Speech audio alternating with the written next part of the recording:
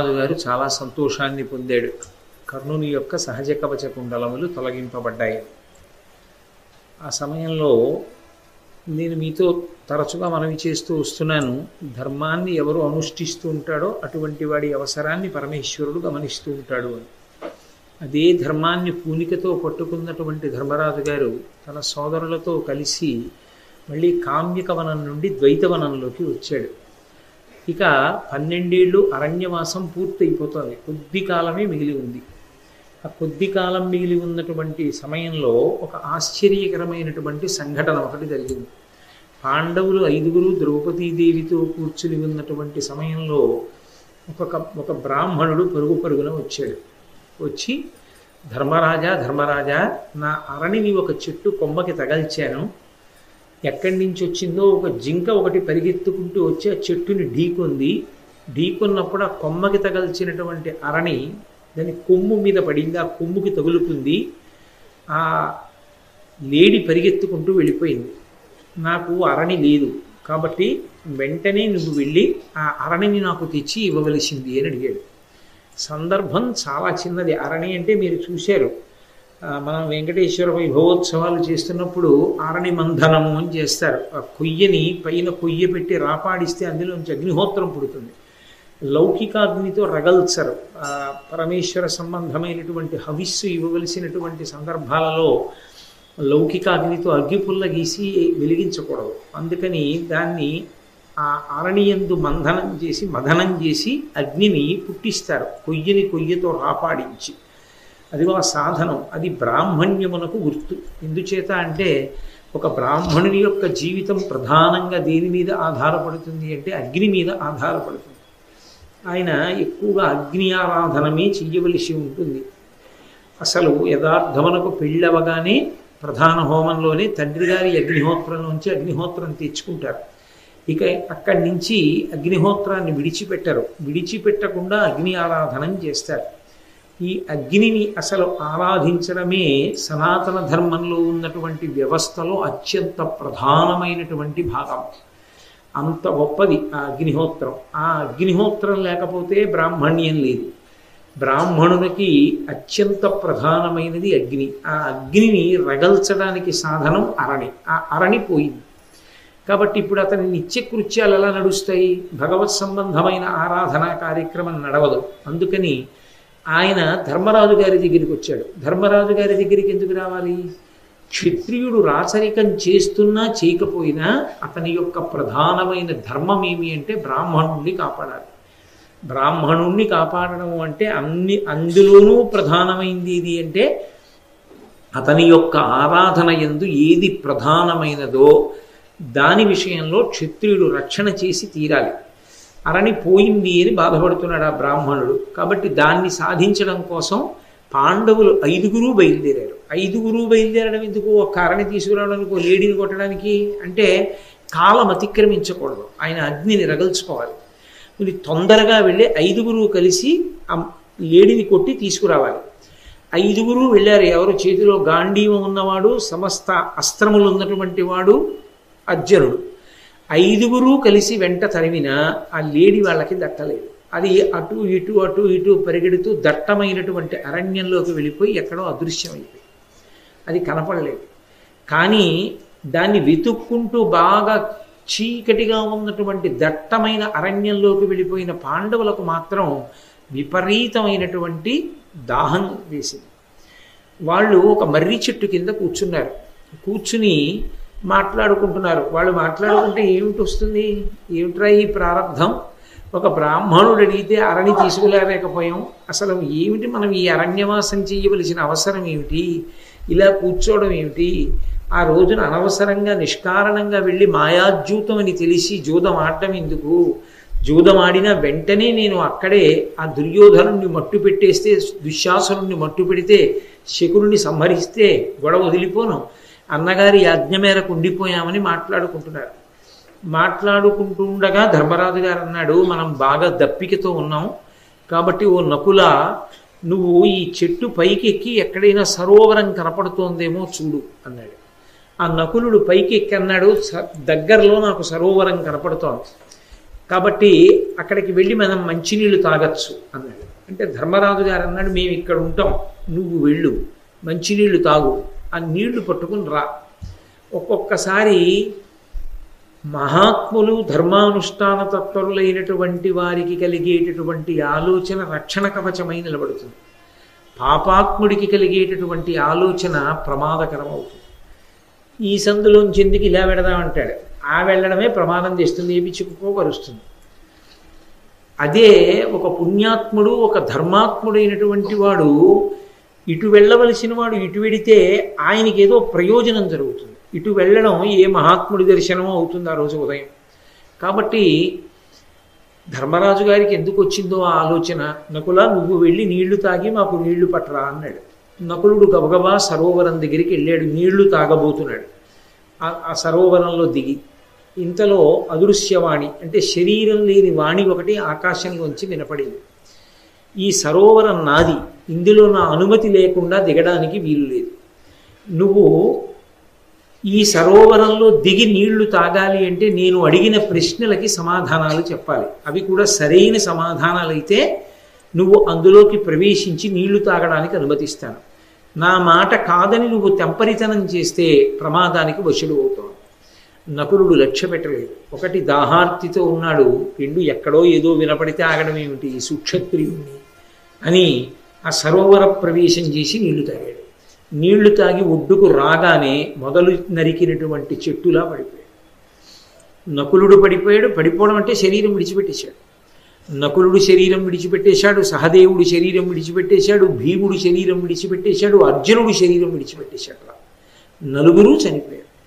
సరోవరం ఒడ్డున పడిపోయిన తర్వాత ధర్మరాజు గారు ఆలోచించాడు, నలుగురు ఒకరి తర్వాత ఒకరు వెళ్ళారు, తిరిగి వచ్చిన వాళ్ళు లేరు, ఏ ప్రమాదం సంభవించిందోనని ఆయనే బయలుదేరి వచ్చాడు.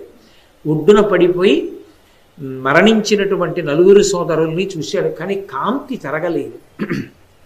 ఏం ఆశ్చర్యం! సమస్త లోకములను గెలవగలిగినటువంటి భీమార్జునులు, నకుల సహదేవులు ఈ సరోవరం ఒడ్డున పడిపోయారా? యుద్ధం చేసినటువంటి దాఖలాలు లేవా? ఎక్కడ కనీసం కుమ్ములాడుకున్నట్టుగా కూడా పదఘట్టనలు కానీ అక్కడ మట్టి రేగిన సందర్భాలు కానీ లేవా? ఇటువంటి చోట నలుగురు తమ్ముళ్ళు పడిపోయారంటే ఏమనుకోవాలి? నేను తీరా తిరిగి వెళ్ళిన తరువాత మా తల్లి కుంతి, నాయనా నువ్వు వచ్చావు, తమ్ముళ్ళు లేరని అడిగితే నేనేం చెప్పను, భీష్మ ద్రోణాదులు అడిగితే నేనేం చెప్పనని చాలాసేపు పరితాపాన్ని పొంది, ఎంత కష్టంలో ఉన్న దాహం అన్నది ఎవరు ఆపుకోగలరు, దాహం దాహమే, ఆయన కూడా కసిని నీళ్లు తాగుదామని సరోవరంలో దిగాడు. నీ నలుగురు తమ్ముళ్ళు నా మాట కాదని మరణించారు, ఇప్పటికైనా నువ్వైనా నా మాట విను, నీళ్లలో దిగి నువ్వు నీళ్లు త్రాగే ముందు నాకు సమాధానములు చెప్పవలసి ఉంటుంది. ఈ సరోవరానికి అంతటికీ కూడా హక్కు నాది, నేను ఒక కొంగని, దీనికి యజమానిగా ఉన్నాను అన్న ధ్వని వినపడింది. ధర్మరాజు గారు అన్నాడు, మహానుభావా నేను ఆ మాట నమ్మను, నువ్వు కొంగవి కాదు, ఎందుకంటే నువ్వు కొంగవైతే ఒక పక్షి మా తమ్ముళ్ళని ఓడించలేదు, ఒక పక్షిని ఓడించలేక మరణించేటటువంటి స్వభావం మా తమ్ముళ్ళది కాదు, వాళ్ళు అపారమైనటువంటి పరాక్రమవంతులు, కాబట్టి నీ యథార్థ స్వరూపం ఎవరో నాకు చెప్పవలసింది అన్నాడు. నేను ఒక యక్షుణ్ణి అన్న మాట వినపడుతూ ఒక వ్యక్తి వచ్చి దర్శనమిచ్చాడు. భూమ్యాకాశములు కలిసిపోయాయా అన్నంత ఎత్తులో ఉండి బయటికి దంస్ట్రలు వచ్చినటువంటి వాడై చాలా భయంకరమైనటువంటి రూపంతో నిలబడ్డాడు.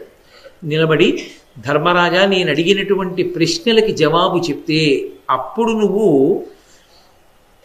ఈ నీటిని తాగవచ్చు, కాబట్టి నేను అడిగిన ప్రశ్నలకి జవాబు చెప్పు అన్నాడు.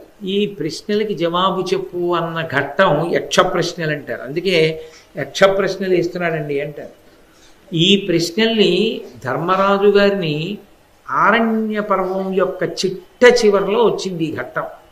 ఎందుకు వచ్చింది అంటే ఆరణ్య పర్వం అంతా కూడా ధర్మరాజు గారితో బ్రాహ్మణులు ఉన్నారు, వాళ్ళందరూ నిత్యాగ్నిహోత్రం చేసేటటువంటి వారు, అపారమైనటువంటి శాస్త్ర పాండిత్యం కలిగినటువంటి వారు. ఇంతమంది బ్రాహ్మణులతో ఉన్నాడు ధర్మరాజు గారు. వాళ్ళు ఏం చేస్తారు ఆ బ్రాహ్మణులను? వాళ్ళు లౌకిక ప్రసంగాలు చెయ్యరు కదూ, వాళ్ళు వేదాన్ని ఎప్పుడూ ఆమ్నాయం చేస్తూ ఉంటారు. వాళ్ళు వేదం చదువుతూ ఉంటారు, వేదమంత్రముల యొక్క అర్థతాత్పర్యములను చెప్తూ ఉంటారు, దాని భాష్యం చెప్తూ ఉంటారు. ఎన్ని సంవత్సరములు విన్నాడు ఇలా? 12 ఏళ్ళు పూర్తయిపోయి వస్తున్నాయి. 12 ఏళ్ళు విన్నాడు. 12 ఏళ్ళు విన్నది నేను చాలా కష్టంలో ఉన్నాను అన్న భావనతో ఏదో వాళ్ళు చెప్తున్నారు కాలక్షేపం అవుతోందని విని వదిలిపెట్టాడా? 12 సంవత్సరములు కొన్ని వేల మంది బ్రాహ్మణులు, మార్కండేయుడు, ఇతర పెద్దలైనటువంటి బ్రాహ్మణులు చెప్పినటువంటి మాటలు విన్నటువంటి ధర్మరాజు ఈ సమస్త ప్రసంగముల సారాంశాన్ని మనసులో దాచుకోగలిగాడా? అంటే ఒక అరణ్యాన్నంతటినీ కూడా చాలా కాలం ఒక విద్యాలయంగా మార్చుకుని ఆయన నేర్చుకున్న దాన్నంతటినీ మనసులో పెట్టుకున్నాడా, పెట్టుకోలేకపోయాడా? అంతటి వేద విద్వాంసులు చెప్పినటువంటి మాటలు ఈయనకి ఉపయుక్తమయ్యాయా? ఈ చెవితో విని ఈ చెవితో విడిచిపెట్టాడా? ఇది పరీక్షించాలనుకున్నాడు. అందుకు అడుగుతున్నాడు ఆ ప్రశ్నలు. అందుకే ఆరణ్య పర్వం చిట్ట చివర అడిగినటువంటి యక్ష ప్రశ్నలు ఇవి తెలుసుకుంటే ధర్మరాజు గారు బ్రాహ్మణుల దగ్గర తెలుసుకున్న సమస్త విషయ సారాంశము తెలుసుకున్నట్టు. అంత ప్రధానమైనవిగా ఈ యక్ష ప్రశ్నలు భావింపబడ్డాయి. యథార్థంగా చెప్పాలి అంటే ఈ యక్ష ప్రశ్నలే ఒక మనిషి జీవితాన్ని చక్కదిద్దుకోవడంలో, ఒక మనిషి జీవితాన్ని పండించుకోవడంలో ప్రధానములై ఉంటాయి. ఎందుకని నేను మళ్ళీ మీతో మనవి చేస్తున్నా, 12 సంవత్సరముల పాటు శాస్త్రమునందు వేదమునందు విద్వాంసులైనటువంటి బ్రాహ్మణుల దగ్గర విన్నాడు ధర్మరాజు గారు. ఆ విన్నటువంటి విషయము యొక్క సారాంశాన్నే ప్రశ్నలుగా వేస్తున్నాడు ఆ యక్షుడి రూపంలో ఉన్న వ్యక్తి. ఇప్పుడు ఆ ప్రశ్నలకి సరిగా జవాబు ధర్మరాజు చెప్పగలిగాడు అంటే అన్ని వేల మంది బ్రాహ్మణులు చెప్పినటువంటి విషయం ఆయన మనసులో ఉన్నది. అంటే వాళ్ళ కంఠశోషగా పోలేదని, వాళ్ళ శ్వాసని వాక్కుగా మార్చి చెప్పినందుకు విన్న శ్రోత అధికారి అయినటువంటి వాడు విన్నాడు.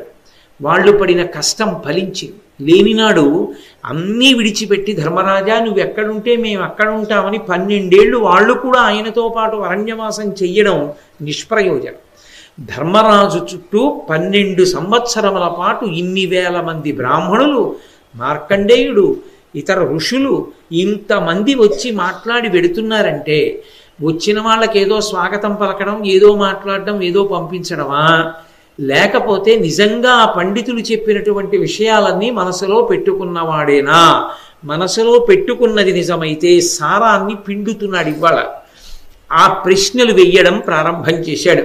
నేను ప్రశ్నలకి జవాబు చెప్తానంటే ధర్మరాజు గారు చెప్పిన జవాబులు చెప్తాను, కానీ వాటికి వ్యాఖ్య చెయ్యని ఇవాళ. ఎందుకంటే ఇవాళ అన్నిటికన్నా ప్రధానమైంది ఏది అంటే ఆ వేద విద్వాంసుల యొక్క వేద గోష్ఠి. దానికి మార్గాన్ని సుగమం చేయడం కోసం నేను ఆ ప్రశ్నల్ని జవాబుల్ని మీ ముందు ఉంచుతాను. మొట్టమొదటి ప్రశ్న అడుగుతున్నాను, ధర్మరాజా విను అని. దినకరు నెయ్యిది నడుపును, దినకరు నెవ్వారు కొలిచి తిరుగుదురు. ఆ దేవుని అస్తమించుటేమిట అనగా తదాధారభూతమది ఇదియుకో. మొట్టమొదటి ప్రశ్న యక్షుడు అడిగింది ఏమిటంటే, దినకరుడు అంటే పగటిని చేయువాడు సూర్యభగవానుడు. సూర్యభగవానుడు ఉదయించాడు అంటాం, సూర్యభగవానుడు అస్తమించాడు అంటాం. శ్రౌత స్మార్త క్రియలని ఉంటాయి లోకంలో. శ్రౌత క్రియ అంటే శృతిని అనుసరించి చేసేది, స్మార్త క్రియ అంటే స్మృతిని అనుసరించి చేసేది. స్మృతి శృతిని అనుసరిస్తుంది, అంటే వేదం ఏం చెప్పిందో దాన్నే స్మృతి కూడా అనుసరిస్తుంది. ఈ శ్రౌత స్మార్త క్రియలకి ప్రధానమైనటువంటిది కాలం. ఈ కాలమునకు మళ్ళీ ఆధారం ఏది అంటే గడియారం కాదు, సూర్యోదయ సూర్యాస్తమయాల్ని ప్రధానంగా తీసుకుంటారు. ఎందుకంటే ఎప్పుడో అప్పుడు పొద్దుటి సంధ్యావందనం చేస్తానంటే కుదరదు. ప్రొద్దుటి సంధ్యావందనం చేసిన తరువాత మాధ్యాహ్నిక సంధ్యావందనం నేను మధ్యాహ్నం 12 గంటలకి చెయ్యలేను అంటే మాధ్యాహ్నిక సంధ్యావందనాన్ని ప్రాతకాల సంధ్యావందనం చేసిన ఎంతసేపటికి చెయ్యొచ్చు అన్నది సూర్యోదయాన్ని బట్టి ఆధారపడి ఉంటుంది. 1 గంట 43 నిమిషాల శాస్త్రం మాధ్యాహ్నిక సంధ్య చెయ్యొచ్చు అని. కాబట్టి అది సూర్యోదయ సూర్యాస్తమయాలు, ఈ రెండిటి మధ్యలో ఇంకొక సంధ్య ఉంటుంది, అది మధ్యాహ్న కాలమునందు ఆయన నిలబడేది. సంధ్య అంటే రెండిటి మధ్య కాలం. చీకటి పోయి వెలుతురు వస్తుంటే సంధ్య, ఆయన అప్పటి వరకు బాగా ప్రకాశించి ఇంకా తన కాంతిని ఉపసంహారం మొదలు పెడితే మాధ్యాహ్నిక సంధ్య పశ్చిమ దిక్కుకు దిగిపోతాడు. ఆయన పూర్తిగా అంతర్ధానం అయిపోవడం ప్రారంభం చేసేస్తే ప్రదోషము, దోషము అంటే సంస్కృతంలో చీకటి అని ఒక అర్థం, ప్రదోషము అంటే చీకటికి ముందున్న కాలం. కాబట్టి అసుర సంధ్య వేళ అంటారు భాగవతంలో, పోతన గారు అంటారు ఇది ఈ కాలంబు ఉగ్రమగు అంటారు. ఉగ్రమైనటువంటి కాలం, ఇతరమైనటువంటి ప్రాణులు విషము కలిగినటువంటివి, చాలా క్రూరమైనటువంటి ఆలోచన కలిగిన ప్రాణులు సూర్యాస్తమయం తర్వాత లేస్తాయి. సాత్విక బుద్ధి కలిగిన వాళ్ళందరూ సూర్యాస్తమయం తర్వాతకి తిరగరు, ఉండిపోతారు. కాబట్టి అందుకే మనుష్య ప్రాణి తిరగకూడదు అని. కాబట్టి సూర్యోదయ సూర్యాస్తమయాల్ని బట్టే అసలు శ్రౌత స్మార్త క్రియలు ఆధారపడ్డాయి. వీటిని బట్టే ధర్మం అనేటటువంటిది నిలబడుతుంది. సంధ్యావందనం వేళకి చేయడమే ధర్మానికి ఆధారం. సంధ్యావందనం దేని బట్టి ఉంటుంది? సూర్యోదయ సూర్యాస్తమయాల్ని బట్టి ఉంటుంది. కాబట్టి అసలు ఈ సూర్యోదయ సూర్యాస్తమయాలు అవుతున్నాయంటే సూర్యుడు కదులుతున్నాడు. సూర్యుడు కదిలేది తన వలన తాను కదులుతున్నాడా? సూర్యుణ్ణి కూడా శాసించేవాడొకడు ఉన్నాడా? ఎవరి వలన సూర్యుడు కదులుతాడు అంటే సూర్యుని యొక్క కదలికలను ఆధారం చేసుకుని చేసేటటువంటి నిత్య నైమిత్తిక కర్మల యొక్క ప్రధానమైనటువంటి సారాంశం ఏదై ఉండాలి అంటే, నువ్వు చేసినటువంటి భక్తితో కూడిన ఈ కర్మల వలన సంతృప్తి పొందినటువంటి వేరొకడెవరో సంతోషించి ఈ భక్తితో చేసినటువంటి కర్మల వలన వచ్చినటువంటి పుణ్యాన్ని అధికారంగా ఇచ్చి జ్ఞానముగా మార్చాలి. ఆ జ్ఞానం ఎప్పుడు ఆవిర్భవిస్తుందో అప్పుడు ఆయన జీవన్ముక్తుడు, ఆయన కైవల్యాన్ని పొందినట్టు. కైవల్యము అన్నమాట అద్వైత సంప్రదాయం. అప్పుడు కైవల్యాన్ని పొందుతాడు. కాబట్టి ఎవరు నడుపుతారు సూర్యుణ్ణి? ఒకవేళ సూర్యుడు నడుస్తుంటే వెడుతుంటే ఆయన వెనక ఎవరు వెడతారు? అంతటి మహానుభావుడు కదా, ఆయన వెనక ఎవరు వెళ్ళరా? ఆయన వెనక వెళ్ళకపోతే దోషం. ఎందుకనో తెలుసా? జ్ఞానము కలిగినటువంటి వాడు ఒక్కడే వెళ్ళిపోతున్నాడు అనుకోండి, అది అపశకునం దేశానికి. ఆయన ఒక్కడు వెళ్ళకూడదు. ఆయన వెడుతుంటే ఆయన నడిచి వెళ్ళిపోతున్నారు అనుకోండి, చుట్టూ నలుగురు ఉండాలి. ఎందుకు ఉండాలి అంటే ఇంతటి మహానుభావుడు నడిచి వెడుతున్నాడు ఒక్కడు. కాబట్టి ఇప్పుడు ఆయన్ని మనం ఏదైనా ప్రశ్న చేస్తే మంచి మాటలు చెప్తాడు, మంచి మాటలు చెప్తూ నడుస్తాడు. అందుకని శిష్యులు పరిగెడతారు వెనకాతల, పరిగెత్తి గురువుగారి దగ్గర మంచి మాటలు వింటూ పెడతారు. అందుకే ఒంటి బ్రాహ్మణ శకునం అపశకునం అంటారు. ఒంటి బ్రాహ్మణ శకునం అపశకునం అంటే ఒక్కడు రావడం ఆయన తప్పు కాదు, ఆయన ఒక్కడు వస్తున్నప్పుడు వెంట రాకపోవడం సమాజం తప్పు. ఆయనని అనుగమించాలి. అనుగమించి అయ్యా మాకు ఈ విషయం చెప్పండి, ఆ విషయం చెప్పండి అని అడిగేవాడు ఉండాలి. అడిగేవాడు లేడంటే లోకంలో వేదము యొక్క ప్రామాణ్యత తెలుసుకోవాలనేటటువంటి జిజ్ఞాస కలిగినటువంటి భక్తుల సమూహము తగ్గిపోతోంది. అది ఆర్షధర్మం మనకు ప్రమాద హేతువు కాదు. ఇక భక్తి ఎందు అనురక్తి ఎలా కలుగుతుంది? కాబట్టి ఒంటి బ్రాహ్మణుడు దుశ్శకునము అంటే బ్రాహ్మణుడు దుశ్శకునము అని కాదు దాని అర్థం. ఆయన వెంట ఎవరూ ఉండకపోవడం సమాజం పాడవుతోందని గుర్తు. మరి సూర్యనారాయణమూర్తి గురువులకు గురువు, హనుమంతటి వారు ఆయన దగ్గర విద్య నేర్చుకున్నారు. అటువంటి వాడు వెడుతుంటే ఆయన వెనక ఎవరైనా వెడుతుంటారా? ఒక్కడే వెడతాడా? ఒక్కడే వెడితే అంతకన్నా ఘోరమైన విషయం ఇంకోటి లేదు. కాబట్టి ఎవరు వెడతారు? ఆ దేవుని అస్తమించుటేమిట? ఆయన ఏ కారణానికి అస్తమిస్తాడు? అసలు నాకు దీనికంతటికీ ఆధారభూతమైనటువంటి విషయం ఏమి చెప్పు అన్నాడు. ఇవన్నీ ఎక్కడ వింటే తెలుస్తాయి? వేదం చదువుకున్నటువంటి మహానుభావులైనటువంటి విద్వాంసులు చెప్తుంటే వినాలి. 12 ఏళ్ళు విన్నాడు. ఆయనకి చెప్పడం కోసమే వాళ్ళు అరణ్యంలో ఉన్నారు. చెప్పినవి విని మనసులో పెట్టుకున్నాడా? రాజ్యం మీద కాంక్షతో ఆలోచిస్తూ వదిలిపెట్టాడా? ఏది ఆలోచిస్తే అదే మనసులో ఉంటుంది. రాజ్యాన్ని ఆలోచిస్తూ బ్రాహ్మణ వాక్కులు విడిచిపెట్టుకున్నాడా? బ్రాహ్మణ వాక్కులు పట్టుకుని రాజ్యం గురించి ఆలోచించకుండా ప్రశాంతంగా గడపగలిగాడా? రాజ్యం గురించి ఆలోచిస్తే వ్యూహాన్ని రచించి ఈ జన్మకి ఐశ్వర్యాన్ని పొందొచ్చు. బ్రాహ్మణ వాక్కు వంట పడితే జీవుడే తరించిపోతాడు, ఇక జన్మే అక్కర్లేదు. కాబట్టి విన్నాడా? అది పరీక్ష. కాబట్టి సమస్త బ్రాహ్మణోపదేశ సారాంశమే యక్ష ప్రశ్న. ధర్మరాజు గారు అన్నాడు, అనిన ధర్మజుడిట్లను అబ్జహితుని నడుపు బ్రహ్మంబు సురకోటి నడుచు కొలిచి ధర్మమున ధర్మమున అస్తమితుడగు తపనుడు మహాత్మునకు సత్యమాధారమండ్రు బుధులు. సూర్యభగవానుడు ఆయనని నడిపించేవాడు ఎవరు అంటే బ్రహ్మము. బ్రహ్మ కాదు, బ్రహ్మ అంటే చతుర్ముఖ బ్రహ్మగారు అని.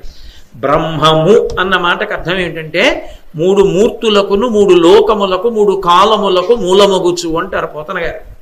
సృష్టికర్త, స్థితికర్త, ప్రళయకర్త అని 3గా విడి కార్యాన్ని చేసేటటువంటి ఒక్కటి 3టిని చేసేటటువంటిదిగా కాకుండా ఏ క్రియా చెయ్యకుండా కూర్చునుంటే దాన్ని బ్రహ్మం అంటారు. అంటే అదే సృష్టి చేసేటప్పుడు బ్రహ్మగారు అవుతుంది, అదే స్థితికారకుడైనప్పుడు విష్ణు అవుతుంది, అదే లయకారకుడైనప్పుడు హరుడు అవుతుంది. తప్ప భేదం ఉండదు, అభేదముతో ప్రకాశిస్తూ ఉంటుంది. అటువంటిది ఉన్నదే అది బ్రహ్మము. ఆయనే బ్రహ్మగా, విష్ణువుగా, హరుడిగా 3గా ఉంటాడు. అలా ఉన్నవాడెవరో ఆయన బ్రహ్మమైతే అదిగో ఆ బ్రహ్మము నడిపిస్తోంది. ఆ బ్రహ్మమునకు యథార్థమునకు రూపం ఉండదు. అందుకే అది భా అంటే కాంతి పుంజం అంతే. నీవారస్సూకవత్తన్వీ పీతాభా స్వత్యనూపమా అని అణువంత రూపంతో భా కాంతి రూపంలో ఉంటాడే. అటువంటి బ్రహ్మమున్నదే అది నడిపిస్తోంది ఆ సూర్యుడిని. అందుకే ఆఖరికి మిగిలిపోయేది ఆ వెలుగుల ముద్దే అంటారు పోతన గారు భాగవతంలో. లోకంబులు లోకేశులు లోకస్తులు తెగిన తుది అలోకంబగు పెంజీకటి కావల యవ్వండేకాకృతి వెలుగు అతని నేసేవింతున్నంటారు. ఈ లోకములను పరిపాలించేటటువంటి వాళ్ళు, ఈ లోకంలో ఉన్నామన్న వాళ్ళు, ఈ 3 రకాలమైనటువంటి వాళ్ళు ప్రళయమునందు లేకుండా పోతే, ఈ లోకములన్నీ కటిక చీకటైపోతే, నతత్ర సూర్యోభాతి చంద్రతారకం నేమా విద్యుతో భాతి కుతోయమగ్ని, ఇక వెలుతురన్నది లేని కటిక చీకటి ఆవరిస్తే, ఆ చీకట్లకి ఆవల ఎవడు సూర్యబింబం యొక్క, చంద్రబింబం యొక్క, నక్షత్రముల యొక్క ప్రకాశము అవసరము లేకుండా తనంత తాను ప్రకాశిస్తున్నాడో వాడొక్కడే బ్రహ్మ. అది పరమేశ్వరుడు. ఆ బ్రహ్మము నడిపిస్తోంది సూర్య భగవానుడిని. ఆ సూర్యుడి వెనక నడిచేవాళ్ళు ఎవరు? దేవతలు నడుస్తూ ఉంటారు. దేవతలంటే ఎవరు? కాంతి స్వరూపులు. వాళ్ళు అనుగ్రహాన్ని కటాక్షిస్తూ ఉంటారు. వాళ్ళు ఎప్పుడూ వరాలిస్తూ ఉంటారు. వాళ్ళు ఎలా వరాలిస్తారు? సూర్య భగవానుడి యొక్క గమనాన్ని దృష్టిలో పెట్టుకుని చేసేటటువంటి క్రియాకలాపము చేత ప్రీతి పొంది వాళ్ళు ఇస్తూ ఉంటారు. అందుకొచ్చింది పంచాంగం.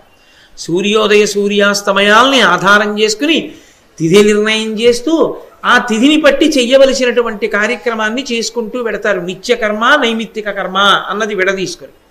కాబట్టి ఆయన వెనక వెళ్ళేటటువంటి వారు దేవతలు. ఆయన అస్తమించడానికి కారణం కేవలముగా సత్యమే దానికి కారణము.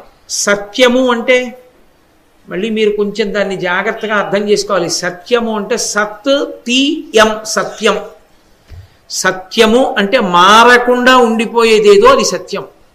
మారని దాన్ని పట్టుకోవడానికి అస్తమానం మారిపోయేదాన్ని పట్టుకోవాలి. అది విచిత్రం. ఎప్పుడూ మారకుండా ఎప్పుడూ ఒక్కలా ఉండేటటువంటిది ఏదుందో దాన్ని తెలుసుకోవడమే, దాన్ని అనుభవంలోకి తెచ్చుకోవడమే మనుష్య జన్మ యొక్క సార్థక్యం. అదే అయితే దాన్ని పట్టుకోవాలి అంటే దేన్ని పట్టుకోవాలంటే ఎప్పుడూ మారిపోయేదేదో అది పట్టుకోవాలి. ఎప్పుడూ మారిపోయేదేది ధర్మం. ధర్మం అన్ని వేళలా ఒక్కలా ఉండదు, క్షణ క్షణం మారుతుంది ధర్మం. ఇందాక నాకు సంధ్యావందనం చేసుకోవడం ధర్మం, ఇప్పుడు ప్రవచనం చేయడం ధర్మం. కాసేపాగా విద్వాంసులు వేదం చదువుతుంటే జాగ్రత్తగా వారికి నమస్కారం చేస్తూ వినడం ధర్మం. ఇప్పుడు చెప్పడం ధర్మం. ఎప్పటికప్పుడు ధర్మం మారుతూ ఉంటుంది తప్ప అన్ని వేళలా ధర్మం ఒక్కలా ఉండదు. ఏకాదశి నాడు ఉపవాసం ధర్మం, ద్వాదశి నాడు పారణ ధర్మం. బ్రహ్మచారిగా గురువుగారి దగ్గర చదువుకోవడం ధర్మం, గృహస్థుగా దానం పట్టి దాచుకోవడం ధర్మం, వానప్రస్థుగా అన్నీ విడిచిపెట్టి అరణ్యానికి వెళ్ళిపోవడం ధర్మం, సన్యాసిగా అన్నీ విడిచిపెట్టేసి శరీరాన్ని సాక్షిగా చూసుకుంటూ కేవలముగా ఆత్మయందు రమిస్తూ ఉండడం ధర్మం. వర్ణము, ఆశ్రమము, దేశము, కాలము 4టిని బట్టి ధర్మం మారుతుంది. అందుకొచ్చింది దేశకాల సంకీర్తన. కాబట్టి ఈ మారకుండా ఉండేటటువంటిది సత్యం. ఆయన సత్యనారాయణ అన్న మాటకు అర్థం. ఆయన ఎప్పుడూ మారడు. పరమేశ్వరుడు ఎప్పుడు అలాగే ఉంటాడు. మిగిలినవన్నీ వికారములు చెందుతాయి, 6 మార్పులకు లోనవుతుంటాయి.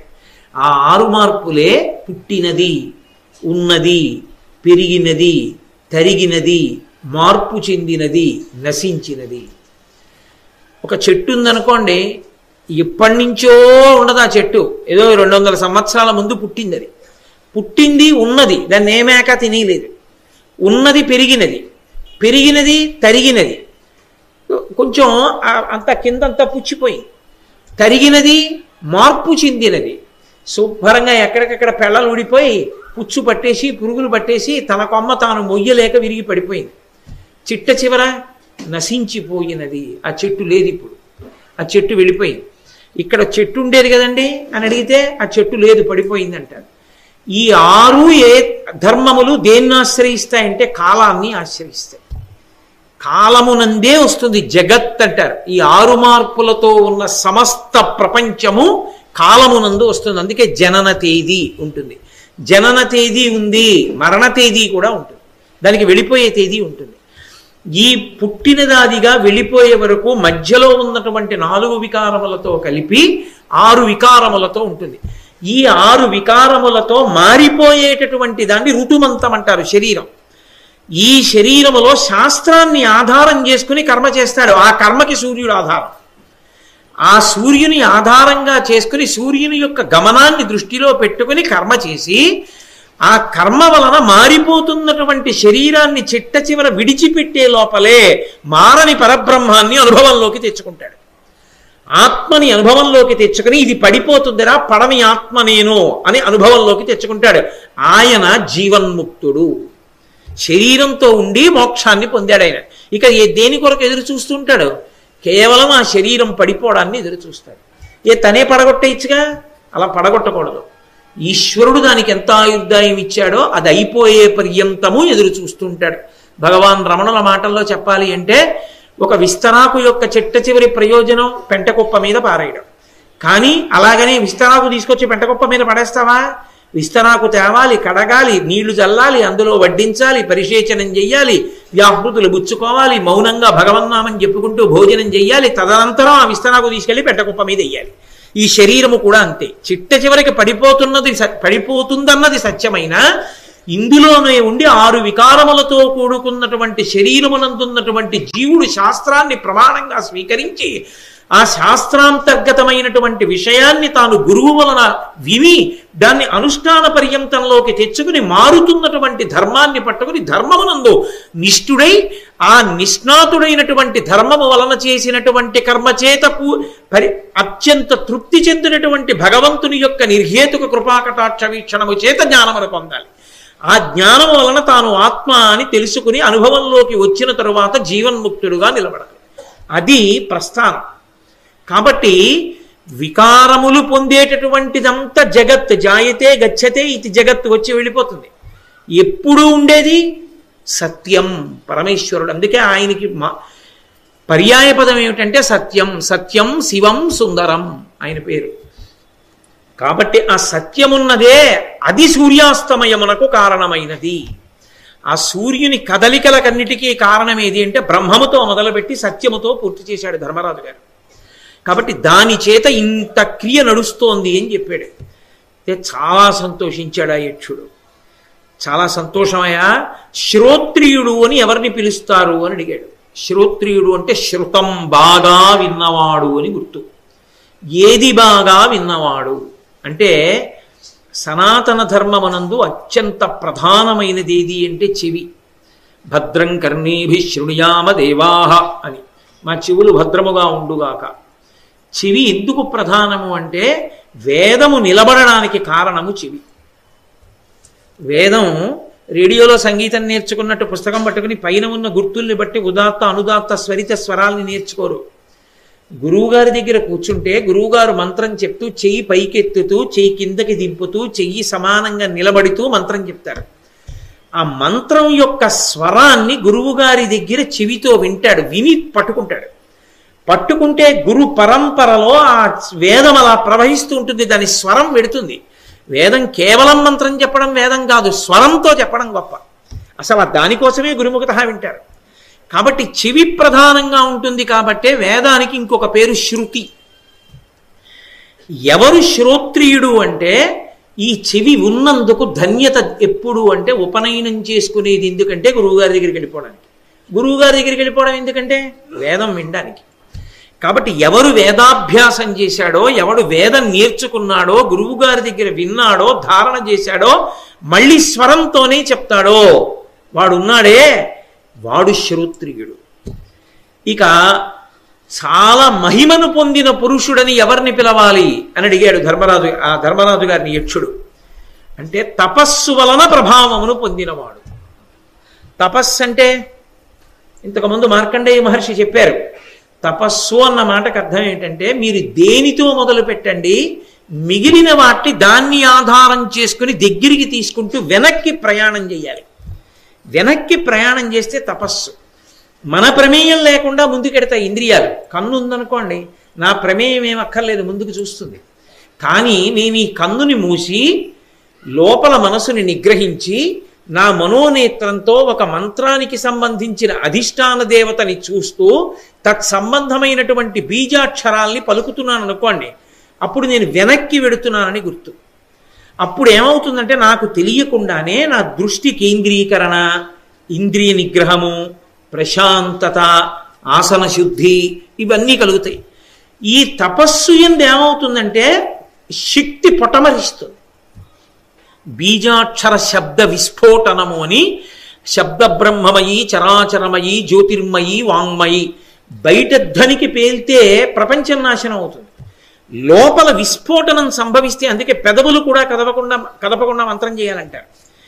ఎంత బీజాక్షర విస్ఫోటనం జరిగితే అంత శక్తి లోపల పడుతుంది జపంలో. అందులో అంతర్ముఖత్వాన్ని పొందుతాడు, దాని వలన ప్రభావాన్ని పొందుతాడు, మహిమ పొందుతాడు. మహిమ అంటే శక్తి పొటమరిస్తుంది. ఇప్పుడు ఆ శక్తి దేనికి ఆధారం అవుతుంది? ఆయన వాక్కే శక్తి అయిపోతుంది. ఇప్పుడు ఆయన సత్యం మాట్లాడడం కాదు, ఆయన మాట్లాడినది సత్యం అవుతున్నప్పుడు యోగి అయ్యాడు అంటారు. ఆయన సత్యం చెప్పాడండి కాదు, ఆయన ఏమన్నారో అది సత్యం అయిపోతుంది. సుందరకాండలో స్వామి హనుమ తోరణం మీద కూర్చుని అన్నారు, నా వంటి బలం కలిగినటువంటి వారు ఎందరో ఉన్నారు. ఆగమిష్యతి సుగ్రీవ సర్వేషాంబో నిషూదన నేయమస్తి పురీం లంకా నయూయం నచరావణ అన్నారు. వచ్చేస్తున్నారు, నా వంటి వారు ఎందరో వస్తున్నారు. సుగ్రీవుడు వస్తున్నాడు, ఉండది ఈ లంక, కాలిపోతుంది, రావణుడు ఉండడన్నారు. ఇప్పుడు జరగబోయేది హనుమ చెప్పలేదు, హనుమ చెప్పింది జరుగుతుంది. ఎందుకని యోగమూర్తి అయిన హనుమ చెప్తున్నారు. ఆ తపస్థితిలో ఉన్నటువంటి హనుమ చెప్తున్నారు. అది తోరణం మీద కూర్చోవడం అన్న మాటకు అర్థం ఆంతరంగా. అందుకే సుందరకాండ ఉపాసన కాండ. కాబట్టి యోగి నోటి వెంట వచ్చింది సత్యం అవుతుంది. యోగి ఎప్పుడయ్యాడు? తపస్సు చేత. అనేన యుజ్యతే ఇతి యోగ అని పతంజలి భాష్యం. అనేకముగా కనపడుతున్న వాటిని అంతర్ముఖత్వము చేత ఒకటిగా చేసి నిలబెట్టిన వాడు యోగి. అలా ఒకటైపోయి అంటే బ్రహ్మము తప్ప వేరొకటి లేకుండా అనుభవిస్తున్న వాడెవడో వాడు ఆ శక్తిని పొందుతాడు. కాబట్టి తపస్సు వలన మనుష్యుడు ప్రభావాన్ని పొందుతున్నాడు. ఎప్పుడూ సాయంగా నిలబడేవాడు ఎవడు జీవితంలో అని అడిగాడు యక్షుడు. ఎప్పుడూ సాయం చేయడమే తప్ప పాడు చేయడం అన్నది లేనివాడెవరు అంటే తన ధైర్యమే తనకి సాయం చేసేవాడు. తన ధైర్యమే సాయం చేస్తుంది తప్ప బయట నుంచి సాయం చేసేవాడిని పక్కన పెట్టండి. ఇప్పుడు ధర్మరాజు గారికి ఎవరు సాయం చేస్తున్నారు? ఎర్రాప్రగడ వర్ణించారు, ఆ అరణ్యంలో పక్షులు, క్రూర మృగాల అరుపులు తప్ప మనుష్య సంచారము లేదు అన్నారు. అలాంటి చోట నలుగురి తమ్ముళ్ళ యొక్క శవాల్ని చూశాడు. ఎదురుగుండా నిలబడిన యక్షుణ్ణి చూశాడు. మనసు ఎంత తబ్బిబ్బైపోవాలి. అరణ్యవాసం పూర్తయిపోతుంది, ఇంకొక ఏడాది పోతే యుద్ధం చేస్తారు, ఈ తమ్ముళ్ళు రాజ్యం తెస్తారనుకుంటున్నాడు. నలుగురు చచ్చిపోయారు. ఏం చెప్పాలి అలాంటప్పుడు? ఆయనకి తోడుగా వచ్చింది ఎవరు? ఇప్పుడు ధైర్యం, తన వైక్లభ్యమును పొందనటువంటి మనసే. కాబట్టి ఆ ధైర్యమే ఎప్పుడూ సాయం చేసేవాడు తప్ప బాహ్యంలో సాయం చేసేవాడు తన లోపల ఉన్న ధైర్యం వల్ల దొరుకుతాడు. ఒక వ్యక్తి బుద్ధిమంతుడు ఏ కారణం చేత అవుతాడు అని అడిగాడు యక్షుడు. ఒక వ్యక్తి బుద్ధిమంతుడు కేవలం చదువుకోవడం వల్ల కాలేడు. ఎందుకో తెలుసా? తప్పు చేసే వాళ్ళందరూ తప్పు చేస్తే ఇలా చూపించే వాళ్ళు లేరని చెయ్యట్లేదు. ఇంట్లో ఎన్నో దేవతామూర్తులు ఉంటాయి. ఆఫీసులో తన టేబుల్ గ్లాస్ కిందే భగవంతుడి మూర్తి ఉంటుంది. దాని సాక్ష్యంగానే లంచం పుట్టుకునేవాడిని ఆ అద్దం కింద ఉన్న పరమాత్మ ఫోటో ఆపలేదు. ఇంట్లోనే కూర్చుని అబద్ధాలు ఆడేవాడిని ఇంటి కబ్బోర్డ్లో ఉన్న పరమేశ్వర మూర్తులు ఆపలేవు. కట్టుకున్న బట్ట ఆపదు, పెట్టుకున్న బొట్టు ఆపదు. ఏదాపుతుంది? బుద్ధిమంతులతోడి సహవాసం ఆపుతుంది. రామకృష్ణ పరమహంస అంటారు, ఏనుగు నడిచి వెళ్ళిపోతూ తొండమెత్తి ఇలా కొమ్మను లాగబోతుంది. బక్కగా ఉన్న మామటి పక్కన అంకుశం పెట్టి ఇలా అంటాడు, దింపేస్తుంది. బుద్ధిమంతుడైనటువంటి వాడితో కలిసి తిరిగితే అరే ఆయన అలా ప్రవర్తిస్తుంటాడు, మనం ఇలా ఎలా ప్రవర్తించగలం రా అని మార్పు వస్తుంది. ఒక వ్యక్తి బుద్ధిమంతుడవడానికి కారణము సహవాసమే. సజ్జన సాంగత్యము చేత బుద్ధిమంతుడవుతాడు. పెద్దల పరిచర్య చేత కేవలం ఉండడం కాదు, వారి యందు అనురక్తి కలిగి వారి పరిచర్య చెయ్యడం ప్రారంభం చేస్తే దాని వలన బుద్ధిమంతుడవుతాడు. నేను విశేష వ్యాఖ్య చెయ్యట్లేదు అని మనవి చేశా, ఎందుకంటే వెనక వేద సభ జరపాలి కాబట్టి. అలాగే బ్రాహ్మణుడు దేని వలన దివ్యత్వాన్ని పొందుతాడు? వేద పఠనము వలన. వేద పఠనము అన్న మాటకు అర్థం ఏంటంటే, ఏదో బిఏ చదువుకునేటప్పుడు ఒక సిలబస్ పూర్తి చేసేసి బిఏ అనిపించుకున్న తర్వాత ఇంకా మళ్ళీ ఆ టెక్స్ట్ పుస్తకాలు వెంటనే ఎవరికో ఇచ్చేసి జీవితంలో మళ్ళీ అది చదవాలని నియమం ఏమి ఉండదు. ఒకసారి పేరు పక్క బిఏ వచ్చేసాక. వేద పఠనం అలా కాదు. దాని అవసరం ఉందా అవసరం లేదా అన్న దానితో సంబంధం ఉండదు. స్వరప్రతిష్ఠ చేసి ఆ స్వరంతో ఆ మంత్రాన్ని ఆమ్నాయం చేయడంలో తరించిపోతుంటాడు, ఆనందపడిపోతుంటాడు. అందుకే దానికి పుస్తకం ఉండదు. గురువు గారి దగ్గర విని ధారణ చేసింది ఆ శిష్యుడిలో గురువే ఉంటాడు. ఎందుకుంటాడో తెలుసా? ఆ మంత్రం చెప్పేటప్పుడు ఆ స్వరం చెప్తుంటే గురువుగారు ఎంతో కష్టపడి చెయ్యి ఇలా ఎత్తి ఇలా పెట్టి ఇలా కిందకి దింపి చెప్పినటువంటి స్వరం జ్ఞాపకం ఉండిపోతుంది. గురువు గారు ఎలా అన్నారో అలా అంటుంటాడు. అందుకే గురువు శిష్యుల్లో బ్రతుకుతాడు. కాబట్టి అదిగో ఆ శిష్యుని వలన ఆ దివ్యత్వము దేని వలన సంభవిస్తుంది? దివ్వు అంటే ప్రకాశం. ఆ ప్రకాశము దేని వలన సంభవిస్తుంది అంటే శబ్దరాశి అని వేదమునకే పేరు. అది భగవంతుని వాక్కు కనుక ఋషి ఎక్కడో సమాధిలో దర్శనం చేసినటువంటి మంత్రము కనుక దాని యొక్క ఆమ్నాయము వలన దివ్యత్వాన్ని పొందుతాడు. అంతకన్నా అనుష్ఠించడానికి ఇంకొక ప్రమాణం కూడా లేదు. వేదమే ప్రమాణము ధర్మమునకు. అందుచేత దివ్యత్వం. నిర్మలత్వం దేని చేత పొందుతాడని అడిగాడు. నిర్మలత్వం అంటే ఏమి కదలిక లేకుండా, మనసులో ఏ మాలిన్యము లేకుండా ఉండగలగడం. నిష్ఠ చేత. నిష్ఠ అన్న మాటకు అర్థం ఏమిటంటే పరిపూర్ణమైన విశ్వాసము చేత. ఏమంటే ఇలా చేస్తే ఇలా జరుగుతుంది అనడానికి కొన్ని కళ్ళ ముందు కనపడతాయి, కొన్ని కళ్ళ ముందు కనపడవు. ఏమండి నేను మీకు 100 రూపాయలు ఇస్తాను, మీకు 100 రూపాయలు అందినట్టు తెలుస్తుందా అన్నాను అనుకోండి. అదేంటంటే అందకపోవడం ఏంటి, మీరు ఇచ్చారు కదా, పుచ్చుకున్నాను కదా అంటారు. నేను మా అబ్బాయి హైదరాబాద్లో ఉంటే 1000 రూపాయలు మనీ ఆర్డర్ కట్టాను అనుకోండి, మా అబ్బాయికి 1000 రూపాయలు అందుతాయండి అంటే విశ్వాసం. పోస్ట్ మ్యాన్ పట్టుకెళ్ళి ఇస్తాడు, అందుకే కట్టే కాదు. వేదం దగ్గరికి వచ్చేటప్పుడు కూడా మంత్రానికి విశ్వాసం ఏమిటంటే, తండ్రికి తద్దినం పెట్టి ఇక్కడ భోక్తకు అన్నం పెడితే మా నాన్నగారికి అందుతుందా అండి అంటే, నువ్వు ఇక్కడ మనీ ఆర్డర్ కడితే మీ అబ్బాయికి అంతకాలేదు, నువ్వు ఇక్కడ మంత్రంతో పెడితే నీ తండ్రి ఎందుకు సంతోషిస్తాడు? అది విశ్వాస సంబంధము. అందుకే వేదమునకు ప్రమాణము విశ్వాసం. ఆ విశ్వాసం ఉన్ననాడే వేదము ధర్మము ఫలిస్తాయి, లేనినాడు ఉపయోగం ఉండదు దానివల్ల. కాబట్టి నిష్ఠ, దాని చేతనే నిర్మలత్వం ఏర్పడుతుంది. అసలు ఆ తాత్పర్యం ఏమిటో తెలిసిన నాడు జంకడు. నేను అనుష్ఠించిన ధర్మం నన్ను కాపాడుతుందంటాడు ధర్మరాజు గారిలా. ఇక బ్రాహ్మణుడు దేని వలన మాలిన్యాన్ని పొందుతాడు? మలం లేకుండా ఉన్నాడు ఇతపూర్వం, ఇప్పుడు కొత్తగా మాలిన్యాన్ని పొందాడు.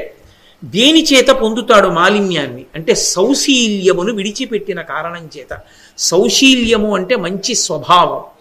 బ్రాహ్మణుడికి సహజ సిద్ధంగా మంచి స్వభావం ఉండాలి అని శాస్త్రం. ఎందుకని అంటే అత్యంత సత్వగుణంతో ఉంటాడు అని. అటువంటి వాడే రజోగుణ తమోగుణ ప్రకోపానికి వెళ్ళిపోయాడు అనుకోండి. అందుకే లోకంలో ఒక పెంకి సామెత ఒకటి ఉంది, ఎంత చెడిపోయిన వాడైనా 4వ వర్ణం వాడు బాగుపడ్డం మొదలు పెడితే ఎంత గొప్పగాడైనా బాగుపడతాడు. అన్నీ బాగా చదువుకుని వేదం బాగా చదువుకున్న విద్వాంసుడే పాడైపోతే వాడికి చెప్పగలిగిన వాడు మాత్రం ఇక లోకంలో ఉన్నాడు. ఈ మాట నేను కాదు, పోతన గారు అన్నారు, జ్ఞాన కలునిలోని శారదయువోలే అన్నారు. ఎందుకని? వాడేమనుకుంటున్నాడో దానికి అన్వయం చేస్తాడు వ్యాఖ్యని. కాదు, ఉన్నది ఉన్నట్టు చెప్పిన వాడెవరో వాడు మాలిన్యము లేనివాడు. అది ఎప్పుడు ఆ నిష్ట కుదిరితేనే. అందుకే సౌశీల్యము తన స్వభావాన్ని విడిచిపెట్టేశాడా రజోగుణ తమోగుణ సంపర్కము చేత, దాని చేత మాలిన్యము వచ్చేస్తుంది. మర్త్యుడు ఎప్పుడవుతాడు అని అడిగారు. మర్త్యుడు అంటే మరణించేటటువంటి స్వభావం. అంటే ఏమంటే బ్రాహ్మణులు చచ్చిపోరా అని అడగకూడదు. బ్రాహ్మణులు చచ్చిపోరా అంటే ఎవరివైనా శరీరాలు చచ్చిపోతాయి. ఎప్పుడూ చావు లేనిది ఏది అంటే ఆత్మ. చిట్ట చివరికి ఆత్మగా తాను బతికిపోయి శరీరాన్ని వదిలిపెట్టాలి బ్రాహ్మణులు. ఆ స్థితిని దేని వలన పొందుతాడంటే వేదం చదువుకుని వేద ప్రమాణాన్ని తెలుసుకుని. కానీ శౌచాన్ని వదిలిపెడితే చచ్చిపోతాడన్నారు. శౌచం అంటే లోపల నమ్మకాన్ని పోగొట్టుకుని నమ్మకం ఉన్నట్టు నటించడం, బాహ్యమునందు లోపలి శౌచం నిలబడడానికి కావలసినటువంటి ప్రక్రియని అవలంబించకపోవడం, అంటే స్నానాది క్రియాకలాపమును నిర్వహించకపోవడం. ఇటువంటి శౌచాన్ని నిలబెట్టుకోకపోతే మర్త్యుడవుతాడు, శరీరాన్ని విడిచిపెడతాడు, అజ్ఞానంతో మళ్ళీ పునర్జన్మని పొందుతాడు. జీవన్మృతుడెవరు అని అడిగారు యక్షుడు. అంటే బ్రతికుండి కూడా చచ్చిపోయిన వాడు ఎవరు అని అడిగారు. దేవతలకు నివేదన చెయ్యనివాడు, పితృదేవతలకు తద్దినం పెట్టనివాడు, అతిథి ఇంటికొస్తే అన్నం పెట్టనివాడు, సేవకులకు ఎన్నడూ ఏదీ పెట్టకుండా తాను తినే అలవాటు ఉన్నవాడు, ఇటువంటి వాడు బ్రతికుండి చచ్చిపోయినవాడే. కాబట్టి జీవన్మృతుడు. అలాగే భూమి కంటే చాలా బరువైనది ఏది అని అడిగాడు యక్షుడు. అంటే భూమి యొక్క బరువు అన్న మాటకు అర్థం ఏమిటంటే సహించగలగడం, వహించగలగడం. అమ్మ కన్న తల్లి అన్నాడు ధర్మరాజు. ఆ ఒక్క మాట చాలు, ఇక దానికి నేనేం వ్యాఖ్యానం చేయక్కర్లేదు. ఆకాశము కన్న పొడుగైన వాడెవరు అని అడిగాడు. నమ సోమాయ చ రుద్రాయ చ నమస్తామ్రాయ చ అరుణాయ చ నమ శంగాయ చ పశుపతయే చ నమ ఉగ్రాయ చ భీమాయ చ నమో అగ్రే వధాయ చ దూరే వధాయ చ నమో హంత్రే చ హనీయసే చ నమో వృక్షేభ్యో అంటూ తండ్రి గురించి వర్ణించింది యజుర్వేదంలో రుద్రాధ్యాయంలో అష్టమానువాకం. తండ్రి శివస్వరూపం, ఆ తండ్రి కలిగిన పిన్నిధానమేలా అని. అందుకే ఆకాశం కన్నా పొడుగ్గా నిలబడి కాపాడేవాడెవరు? తండ్రి అన్నాడు ధర్మరాజు గారు. చాలా బాగుందయా. గాలి కంటే వేగం ఉన్నదేది? మనస్సు. గడ్డి కంటే చాలా విరివిగా దొరికేది ఏది లోకంలో? చింత. అది లేనివాడు ఉంటాడు. అంటే గడ్డి కన్నా విరివిగా దొరికేది చింత. నిదిరించి కన్ను మూయనిదేది? చాప. జన్మించి చైతన్యం లేనిదేది? గ్రుడ్డు. రూపం ఉండి హృదయం లేనిదేది? రాయి. వేగం చేత అతిశయించేదేది? ఏరు. నేను అంతవరకే చెప్తూ వెళ్ళిపోతున్నాను. కాబట్టి బాటసారికి చుట్టాలెవరు అని అడిగాడు. బాటసారి అంటే అరణ్య మార్గంలో వెళ్ళిపోతున్నవాడు, లేదా రహదారి మీద ఒక్కడే ప్రయాణం చేసి వెళ్ళిపోతున్నాడు. తనవారన్నవారు ఎవరు లేరు తన చుట్టూ. కానీ అప్పుడు బాటసారికి చుట్టాలెవరని అడిగాడు. వర్తక సమూహమే.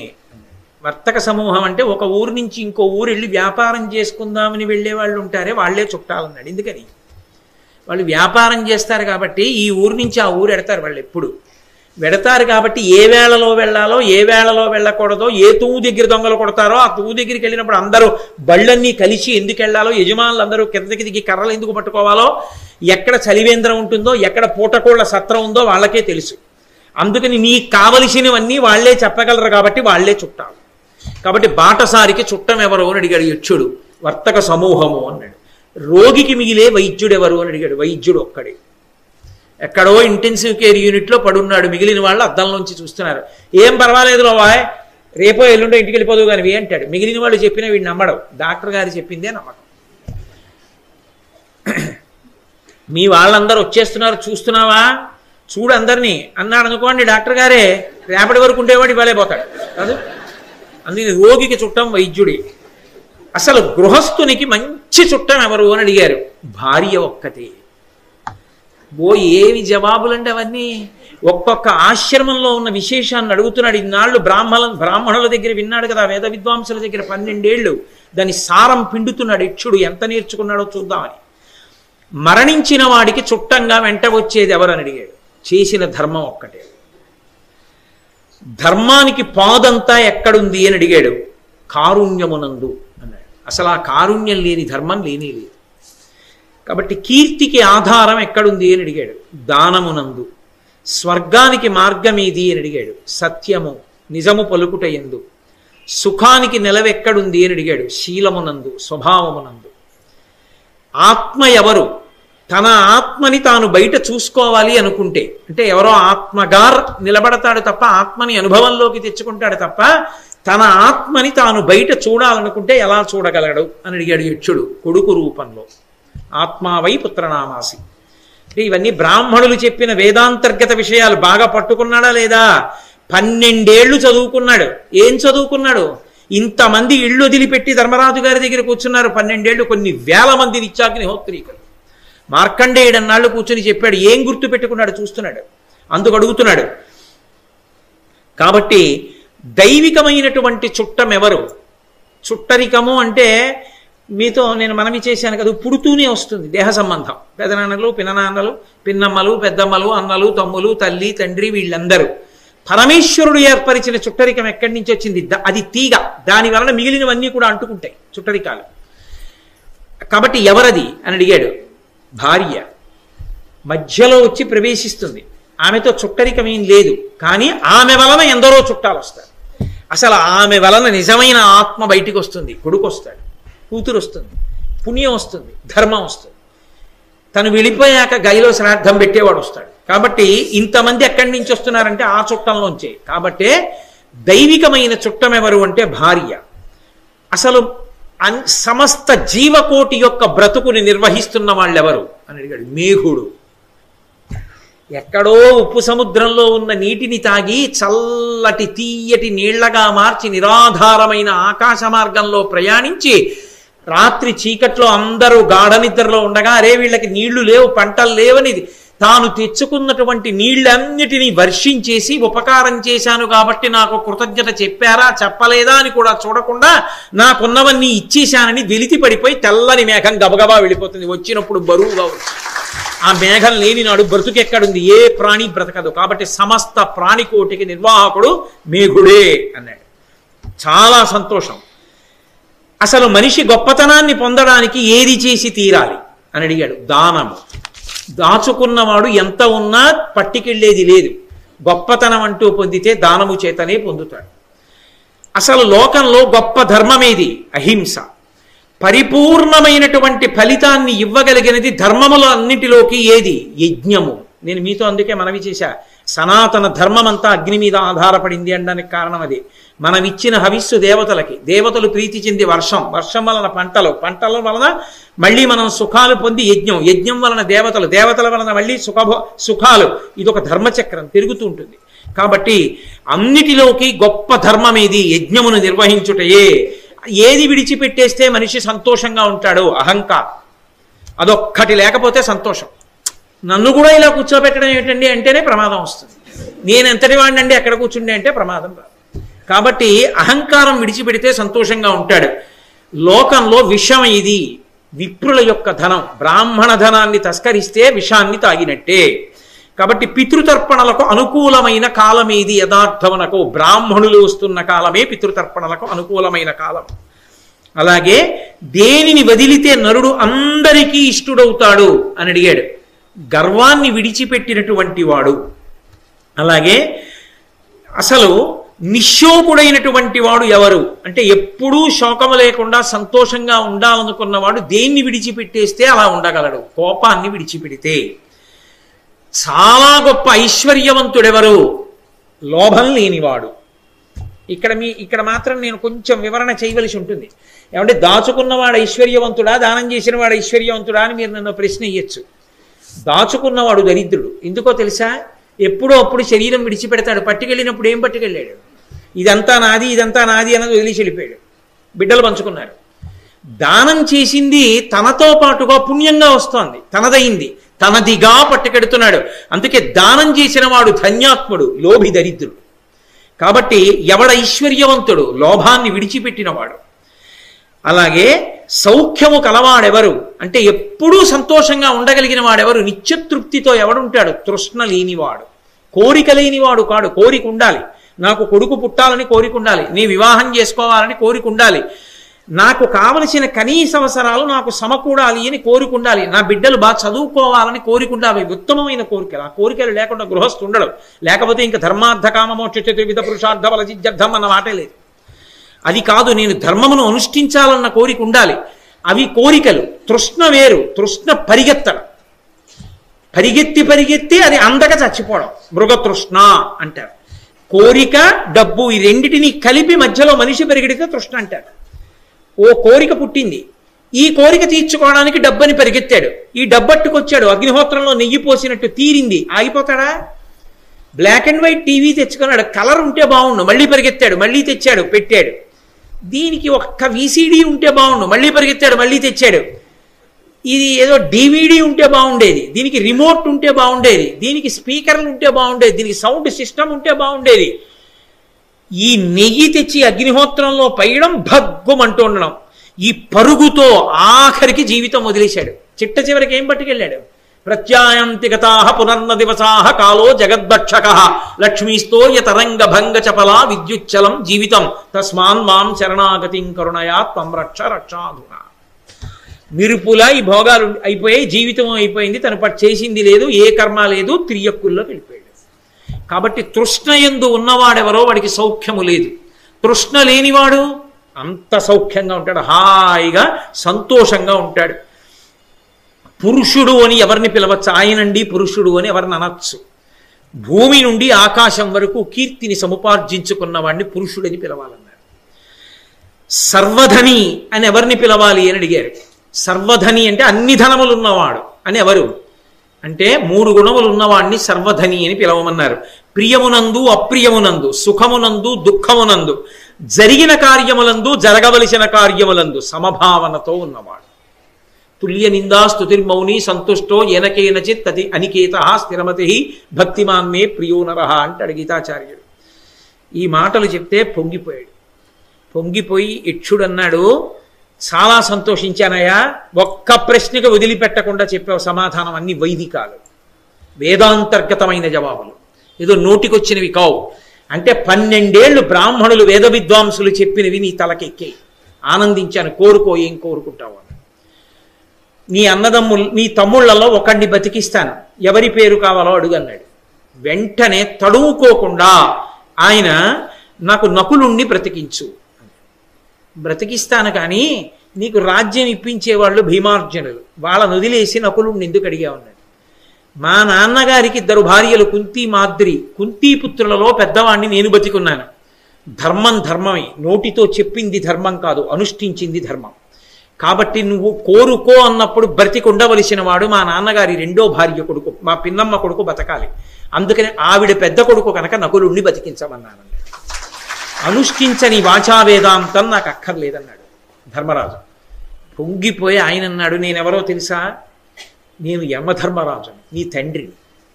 నాయనా, ఒక్కసారి నువ్వు అసలే ధర్మరాజువి, దానికి తోడు 12 ఏళ్ళు కొన్ని వేల మంది బ్రాహ్మణుల దగ్గర, వేద పండితుల దగ్గర, రోమశ మహర్షి దగ్గర, మార్కండేయుడి దగ్గర విన్నావు.